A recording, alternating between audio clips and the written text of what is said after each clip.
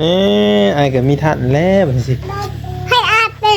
สวัสดีป้าลุงแล้วไอ้ลืมเลยเด้ฮะสวัสดีป้าลุงสวัสดีค่ะสวัสดีค่ะนบมือตีไหว้สวยๆไหว้สวยสวัส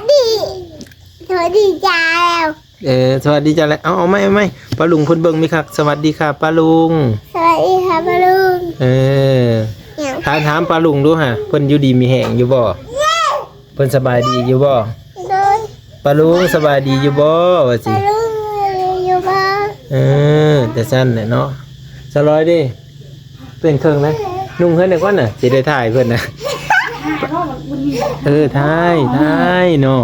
มีแต่คนจบคนดุเบิ่งแน่เดินเหินไปไสไปลิ้นอาบน้ำลงไปลิ้นจะรวยได้กินแล้วกินกันมีหยังหอยเห็นเลยหอยเห็นเจ้าหอยเห็นเจ้าไอไปเชื่อไหนแนมพี่แน่1 2 3ไปเชื่อใครไปไม่ทราบนี่หอยเห็นเจ้าไออยู่เชื่อไหนใครกินน้ำปั่นแม่นเดี๋ยวไอไปเชื่อจะไปเมืองชนนะไอก็ไปกันเมืองชนทำบ่ใครจะได้จงแต่งนี้เลยมือแล้วบ่าวนงซื้อมาให้นี่ฮะ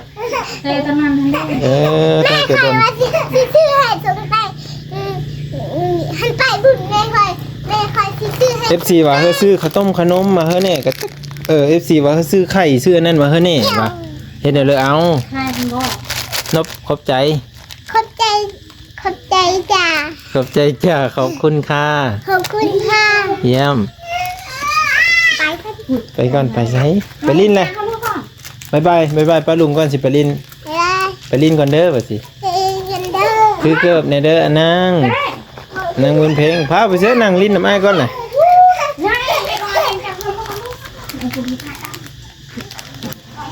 จะอาบน้ำแล้วมันมีสวัสดีค่ะ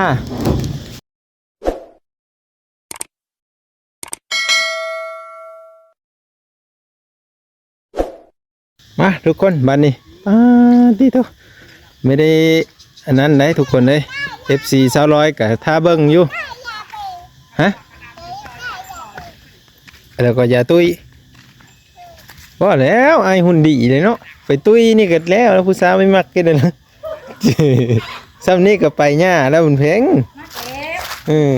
สวัสดีค่ะป้าโธ่ไอเห็นเสื้องามพอแล้วซื้อเธอน่ะฮะบ่หนงซื้อเฮอนะเนาะ200ได้อยู่บ่เสื้องามไม่ได้แบบนี้เป็นเลิกอันย้ายเตียงแล้วบัดนี้ย้ายเตียงเข้าพุ่นแล้วโอ้เพิ่นได้หยังกระติ้วอาบได้น้ำฮะน้ำปุ้ยเด้อแล้วบ่พุ่นตั้งเถิงพุ่นก็ได้เด็ดบุญมีไม่ได้หนุ่งทรงกันเด้อบาสีเด้อ200หนุ่งทรงเฮาบุญมีเนี่ยเด้อสีไทยเฮาเบิ่งอาบแล้วน้ำนะไอ้ว่าสิมาทันเจ้าอาบน้ำไม่ทันซ้ำแล้วสิจะอาบแล้วค่อยอาบก่อนนะไอ้ก็มีทันแล้วบาสิให้อาบเตะสวัสดีป้าลุงแล้วไอ้ลืมเลยเด้ฮะสวัสดีป้าลุงสวัสดีค่ะนบมือตีไหว้สวยไหว้สวยสวัสดีจ้าแล้วสวัสดีจ้าแล้วเอาไม่ป้าลุงเพิ่นเบิ่งมีคักสวัสดีค่ะป้าลุงสวัสดีค่ะป้าลุงถามป้าลุงดูฮะเพิ่นอยู่ดีมีแหงอยู่บ่เพิ่นสบายดีอยู่บ่ป้าลุงสบายดีอยู่บ่ว่าสิป้าลุงอยู่บ่แต่สั้นแหละเนาะสลอยดิเป็นเครื่องนะนุ่งเพิ่นได้ก่อนน่ะสิได้ถ่ายเพิ่นน่ะถ่ายเนาะมีแต่คนจบคนดุเบิ่งแน่เดินเหินไปไสไปลิ้นอาบน้ำลงไปลิ้นจะรวยได้กินแล้วกินกันมีหยังหอยเห็นเลยหอยเห็นเจ้าไอไปเชื่อไหนแนมพี่แน่1 2 3ไปเชื่อใครไปไม่ทราบนี่หอยเห็นเจ้าไออยู่เชื่อไหนใครกินน้ำปั่นแม่นเดี๋ยวไอไปเชื่อจะไปเมืองชนนะไอก็ไปกันเมืองชนทำ บ่ใครจะได้ทงแต่ง จงแต่งนี้เลยมื้อแล้วบ่าวนงซื้อมาให้นี่ฮะ เต้ตะมันให้ แม่ ตั้งแต่ ใคร ต้น ว่าสิซื้อให้ทงแต่งหันไปบุญแม่คอยสิซื้อให้ FC ว่าเฮาซื้อข้าวต้มขนมมาเฮาแน่ก็FC ว่าเฮาซื้อไข่ซื้ออันนั้นมาเฮาแน่ว่าเฮ็ดเดี๋ยวเลยเอา ใช่คุณพ่อน บขอบใจ ขอบใจจ้า ขอบใจจ้าขอบคุณค่ะ ขอบคุณค่ะ เยี่ยม ไปค่ะ ไปก่อนไปไสไปลิ้นเลย เข้าลูกก่อน บ๊ายบายป้าลุงก่อนสิไปลิ้น ไป ไปลิ้นก่อนเด้อว่าสิ เย็นเด้อ คือเกิบในเด้ออนางนางเวนเพลงพาไปเสื้อนั่งลิ้นน้ำอ้ายก่อนน่ะ ยายไปก่อนจะเข้าลูกก่อน จะอาบน้ำแล้วมันมีสวัสดีค่ะแกะเป็นบ่แกะยอ่ะายไปหมดท่าของเล่นนะยังมาเลยตาหัวเขา เจ้าก็เอาน้องแล้วมันค่ำนั่นเลย ยายเอาสิ ไปตักน้ำบ่นี่ฮะตักมาแล้วน้ำนี่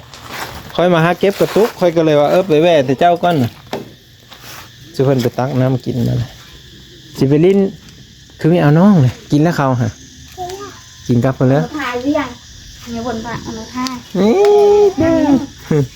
เอาบุญมีหายโตบ่น่ะบุญเพลงหายโตบ่น่ะ เดี๋ยวบนทางเต็มมา เอาว่ามันจะมืดเนาะลงอยู่ลุ่มจะกว่าดีกว่าแคบไผ่เอาสวัสดีค่ะสร้อย สวัสดีค่ะ โทษจบงามสวยงามมื้อนี้เนาะเนาะได้อยู่บ่ทรงนุ่งน่ะตัวนุ่งทรงกระแล่นไปนั่น ตรงอ่ะ นั่นทรงบุญเพ่งฮะมีอยู่บ่ทรงนุ่งฮะ โมไม่มีเลย พี่ใครอยากได้ทงแต่ง ทรงแต่งทรงขายาวได้มีอยู่บ่ บ่มี นี่พอนยามไปหั่นไปนี่พอได้นุ่ง ใครอยากได้ทงแต่งแบบอื่น สร้อยก็อาบน้ำอาบในเรียบร้อยเนาะมื้อนี้เพิ่นนั่งเป็นระเบียบเรียบร้อยแล้วมื้อนี้แต่ว่าบ่ว่างไม่ได้บอกเพิ่นได้เพิ่นนั่งเองนะมื้อนี้อ้าวแซ่บเลยเนาะขนมนี่ก็ได้มาถ้าเหลือก็ได้แต่เอาขนมมาตอนจะมีเบอร์นะฮะจะไม่จะกินไข่กินนั่นไปบ่ แม่ ยากเยอะแน่เนาะหากค่อยก็ไม่มีเงินซื้อกินเฮ็ดเอาเลยแหละ ซื้อ เงินก็จุบแต่ขนมเฮ็ดแล้วสบุญเพ่งบ่เลขไอ้ตี้มื้อนี่ไอ้สิไปซื้อเลขบ่เลขไอ้แม่ เด็ก เลขหยัง ลิงแม่กับลิง เลขแมว เลย เลขแมวป้าแมวบ้านก็ซื้อเอารถเนาะ แมว เล็ก คันถือค่อยหาเลขงู อ่ะ มันสิมีเลขงู บอควาย เลขควายนะป้าแม่ หัวคือสิเอาละเอา นี่ค่ะซองบอลดิ อืม อีกอะไรเล็กอะไรยังเขา อะไรอย่างเลขกระปู กระปูหันกระปูนา ห้อยคือมาหลายเลขแท้มันก็อุกใจเด้มันสิมีมัดเป็นแสนผู้บ่นี่ เด็กจ้ะเด็ก โอ้ย 077ไป 507778 ใหญ่เล็กแมวมันสิออก เลขแมวบ่เอ้าเลขไก่อีแหละบาด เพิ่งว่าเลยกัน พวกมาหลายแท้บุญเพลงว่าเลขลิงอาจารย์ เอ้างวดนี้มันสิมีหมดเป็นล้านผมว่าจะ จ่ายคักหาเงินเดือนหนึ่งมีหอดล้านเสียเงินเป็นล้านมันสิคุ้มอยู่บนเพลง ทางเบิ่งมันนี่เล็กควาย มีเลขควาย มันสิออก จะพันมาเลย เล็ก3ต่อ บุญมีบ๊ายบายบ๊ายบายบ๊ายบายบ๊ายบายค่ำเลยได้พ่อแม่พี่น้องเลยเจ้ากินแล้วเขาบุญมีบุญเพลงกินแล้วคือว่าถามกินหนึ่งนี่กินแล้วสั่นมันเป็นเลือดแสบคักบ่นี่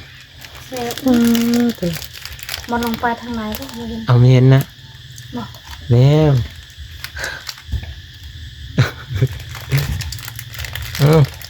คิดหอดรอแล้ว นี่เราบอลาวอีกแล้วนี่เราเลิกแต่เปิดไม่ได้มาเคลื่อนเลย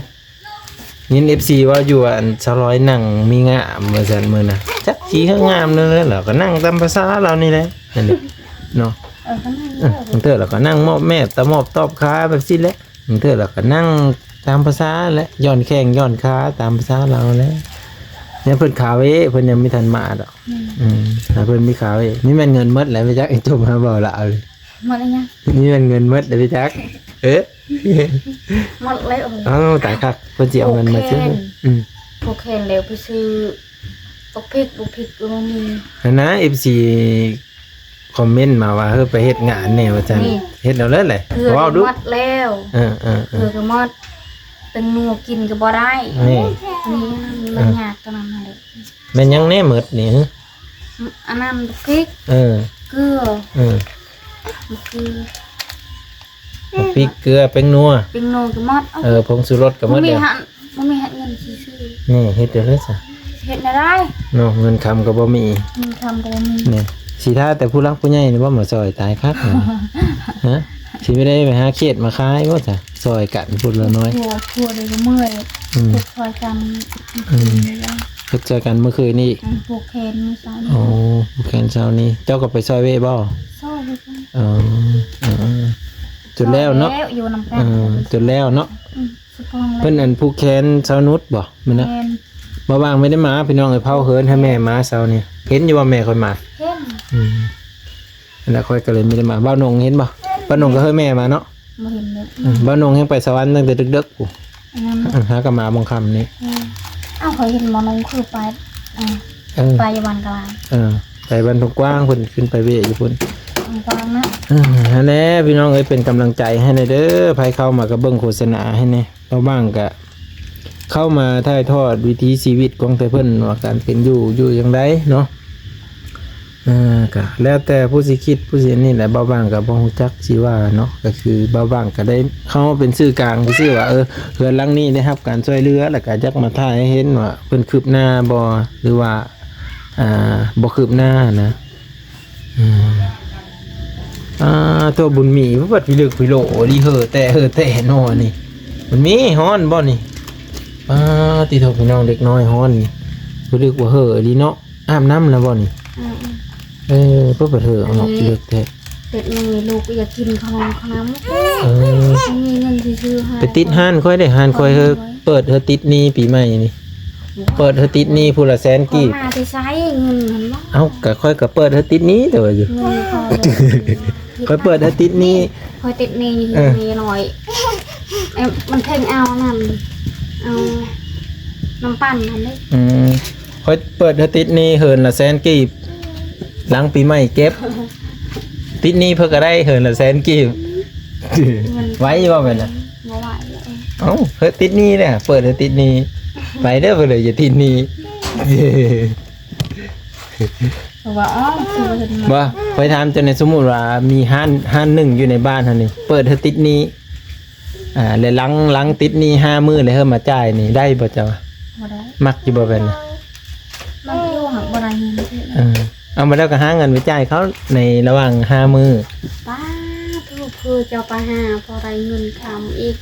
ไปหาอีกบายใช้ ไม่มีอันนี้เปิดเธอติดหนี้ยังมีติด บ่ติดด้วย ค่อยสิตั้งห้านไปนั่นถ้าค่อยถือเลข400 ล้านนี่ค่อยสิเปิดเธอคนติดหนี้เลยมือหนึ่งแสนกีบหลังติดหนี้5มื้อแล้วเฮามาจ่าย ไม่ใช่อีก 10,000ก็ได้นะ บ่ได้เฮาติด100,000ขึ้นไป โอ้ยบ่มีเงินเด้อ แต่เรายังคิดนะก็ได้ติดหนี้เด้อ ค่อยคิดได้แต่ว่า อันนั้นทำลังก็ห้าโอ้ยบ่มีเงิน ไม่มีเงินนี่ มาหาบ่ได้เลยหาไม่ได้สิเฮ็ดแนวเหลือเด้เนาะเป็นคนมันลำบาก เนี่ยบอกการใช้ชีวิตนี่คือสมมุติเพิ่นบ่ซอยเดือน นี่คือชีวิตคอยคือมือนี้เนี่ย เนี่ยบ่ได้บ่มือละ20 บาทได้บ่ บ่ได้ ไม่ได้เลยอาศัยเงินได้ซื่อเพราะยังเกิ้งได้ฮอดบ่มือละ 10,000 20 บาท 10,000กีบก็ได้ เราไปหาเขตเนาะมือละ 10,000 สูงสุดเนี่ยเนาะบ้านเฮาเนาะแต่ผู้หามีอยู่มีสาวอีหลีตื่นเช้ามาไปนี่มื้อละแสนนี่ได้เลยก็ว่า น้อยว่า ก็ว่ามันต้องเข้าไปหาเฮ็ดงานอยู่ในเมืองนี่เนาะค่อยก็เบิ่งนี่แหละคันสมมุติว่าบ่เห็นค่อยมาก็ถือว่าไปเฮ็ดงานหลังสงกรานต์ สังการว่า ก็สิเฮิงพุ่นแหละจังสิได้พ้อกัน สังการ หลังสงกรานต์ วันที่ นี่วันที่16 17นี่ ฮอดแล้วบ่ อย่างแล้วมื้อนี้วันที่6ก็ยังอีก10มื้อ 10 มือ อืม เจ้าอย่าไปลินสงการบ่ บ่ หลังสงกรานต์คันมีเห็นค่อยมาถ่ายคลิปก็คือค่อยไปเฮ็ดเวย เอาสงกรารไปประถ่ายคลิปบ่ ออกไปถ่ายก็ถ่ายก็สิไปหาถ่าย ได้ นะ บ่ ก็ได้คือกันเขาก็ไปให้ อืม แต่ว่าหลังสงกรานต์ก็บางทีค่อยไปเฮ็ดเวยค่อยก็สิมีได้เฮามาถ่ายคลิปแบบซี่นะแต่น่ะว่าอ้าวไปเซ้อสิล่ะคันเห็นมาถ่ายคลิปปกติก็คือไม่ได้ไปเฮ็ดงาน คือว่าน้องเด้อ คันไม่เห็นก็ถือว่าไปเฮ็ดงานทางอื่น ไปนี่บ่ได้มาอีก พุ่นแหละเป็นแนวเวยพุ่นแหละ ที่วันตะไลของคุณ จักสิตกไปเชื่อแล้วจักสิขึ้นเหนือจักสิลงใต้แล้วแต่ละ ทหารเงินแล้วจะเอาอะไรเงินได้ นั่นแหละจังว่าผมมีมีแห้งคันสิอยู่ คอ ก็ ยมีว่าอะไรเงิน คันสิอยู่ก็มันแฮงไม่ได้เบิ่งกูมื้อนี้หาเงินยากไปหาเป็นลูก เจ้า น้อง หาเงินเก่งเลย ป้าเจ้าสิเก่งนั่นเลยซะ เก่งและคอยบนหน้าตาจ้า ค่อยสิเบิ่งค่อยสิว่าสู่ผังขนาดไปเอาน้ำนี่นะเสื้อน้ำมันไป2ลิตร100,000 เซนหนึ่ง ไปกลับอันนะไปก็ลิตรหนึ่งแล้วนี่กลับมาอีก2ลิตรมาเลยอยู่น้อยหนึงไปแก้น้ำอยู่แต่แล้วเด้อกระตุกค่อยก็ไม่ได้ร้ายอันนี้ก็ซื้อกระตุกเขามาเพิ่ม800,000มาขายกระตุกหนึ่ง13,000เดี๋ยวนี้ฮะขึ้นได้น้ำก็ได้ ขึ้นลง ถ้ามีขายซ้ำนั่นก็ไม่ได้แล้ว คือเจ้าแล้วก็หาเงินเก่ง แต่ ซื้อ ว่า น้ำ แต่ว่าหาเงินเก่งหาเงินรายค่อยก็แห้งจ่ายรายเบิ่งค่อยเติมเน็ตมื้อนี้ก็95,000นี่แล้วก็ซื้อเครื่องใช้โซนโตอีกอุ๊ยเก็บหัวเอามาแล้วก็ได้ ได้แล้วซื้องาม แต่ว่าทรงเสื้อนี่ค่อยไม่ได้ค่อยได้ใช้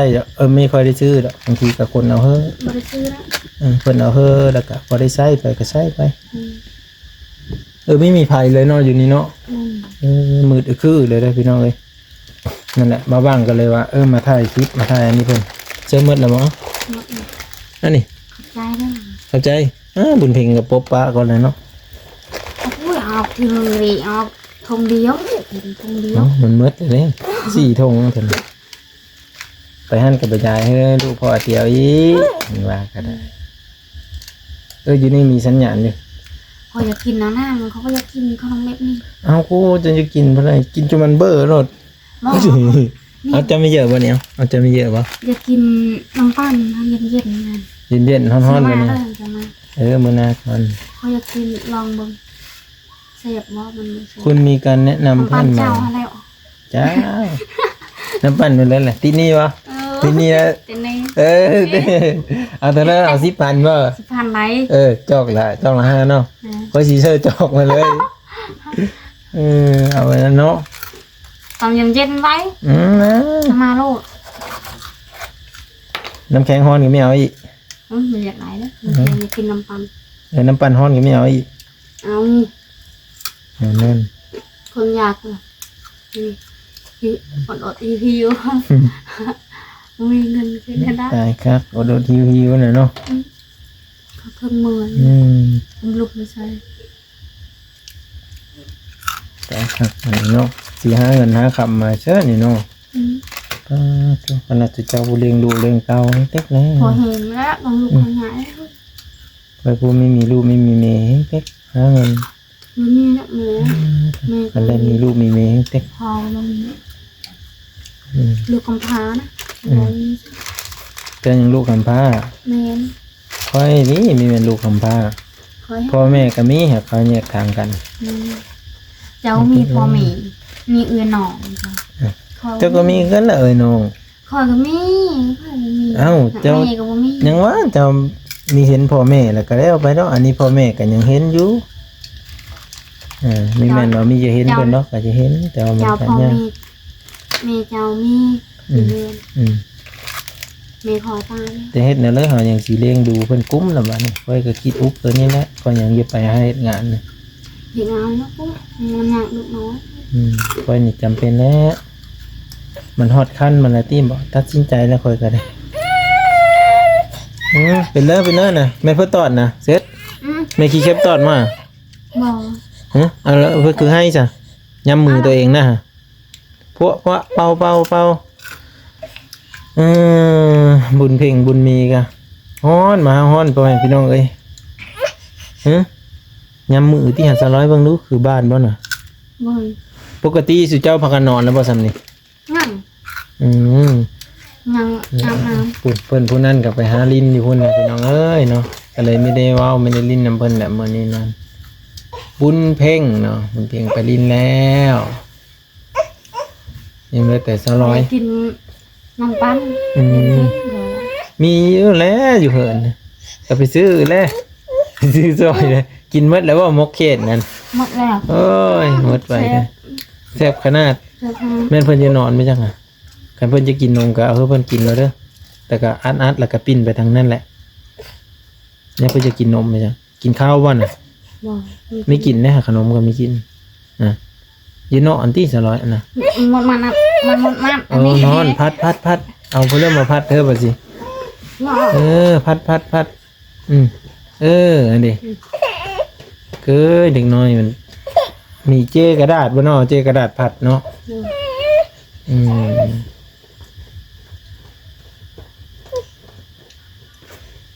ตัวอากาศร้อนเด็กน้อยก็อยู่หญ้าเพิ่นพี่น้องเลย นี่อยากกินน้ำปั่นเลย มีกินน้ำปั้นนี่แหละ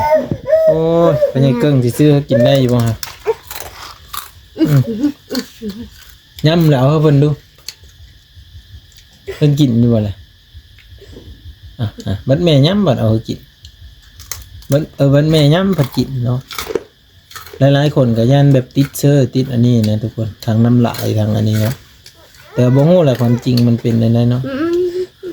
เด็กน้อยมันเคยกินข้าวย่ำอะนะมันมีแม่นคอยตั้งเว้าดอกอิ่มเลยติบ่เป็นนั่นแหละอย่าว่ากินเอง ไม่คิดนะ เอาแต่ผ้าแล้วไม่เอาเฮาคืนบ่ ไม่ ได้แต่ขนมนี่แหละมาต้อนเพิ่นก็ได้ทุกคนเลยแต่สิซื้อแบบแนวอื่นมันก็ไม่มีอะไรเงินมีเท่าก็เลยไม่ได้ซื้อมาเนาะเบิ่งโฆษณาให้เด้อพี่น้องเด้อถ้าเบิ่งท้ายเดือนนี่แหละคันเป็นไปได้ก็สิซื้อมาให้กินดิเบิ่งตามตัวจริงเนาะคันเงินมันพอเพียงฮักนั้นฮักนี้เลอก็จังซื้อคันมีเลอก็คือว่านั่นแหละเนาะเดินชนเดินก็ได้ต่อเดินนั่นแหละคือกันพี่น้องเอ้ยบ่บางก็ได้อาศัยทางเดียวก็คือค่าคอมของ YouTube นั่นแหละมีรายได้จากทางอื่นดอกมันก็สิยากประมาณนี้เอ้าบ่บางสิได้กลับเด้อสลอยเด้ออยู่ดีมีแหงเนาะจะได้กะสู้ต่อไปและเฮ็ดเวยกเฮ็ดงานค่อยๆไปเนาะบ่บางกะบ่สอนหักแผงสำนองสำนุ่งนั่นแหละพี่น้องเอ้ยถึงว่าสิเพิ่นเป็นเมียพ่อเฒ่าเกิ้งก็ดีเนาะบ่บางกะบ่สอนเพิ่นคือเก่าเอาแหละเนาะคอยเตือนกันนี่มันบ่สอนเราเตือนกัน อย่าไปไปแล้ว เจ้าฮู้อายุเจ้าค่ะ26ปีเจ้าค่ะตอนเจ้าไปโกดนะปีนี้เจ้าไปโกดแล้ว FC ว่าเจ้า26ปีเด้อค่อยไม่ได้เบิ่งเจ้า15อยู่มันไม่ได้เด้อ26ได้6 ปี แต่นั่นก็ฮอด30แล้วนี่ยังอีก4ปีเท่านั้นเจ้า26ปีเนี่ย ปี2026เจ้า26ปีเนี่ยใครว่า30 ปีเจ้าค่ะ25 ปีจะเอามื้อหน้าเฮาไปหาเจ้าหาสิถามคักแน่ก่อนพันมาหลายเว้าเฮาสิถามเพิ่น26 ปีเอาได้เฮาไปก่อนสิถามเพิ่น อยู่เฮือนมาก่อนล่ะเฮาก็บ่ได้เฮาไปตั้งแต่เฮิงพุ่นตั้งแต่เพิ่นเกิดเรื่องก็เฮาไปมื้อเดียวกันเอากลับก่อนซะเลยคำมือตื่นตาเลยมื้อฮะคำน้ำเอาไหนขอบใจขอบใจคือกันคุณมีเพิ่นคือสิมุดมัดเลยแหละมาว่างนั่งดนเติบเลยไปทายทางนี้เนาะบ่นั่นเพิ่นเยอะอยู่เยอะนอนติหาเพิ่นฮ้อนนะมุดมัดได้เด็กน้อยเบิ่งก่อนมื้ออื่นคันมีคาเฟ่ก็สิแล่นมาพี่แล้วก็ไปเวก็ล้างเลย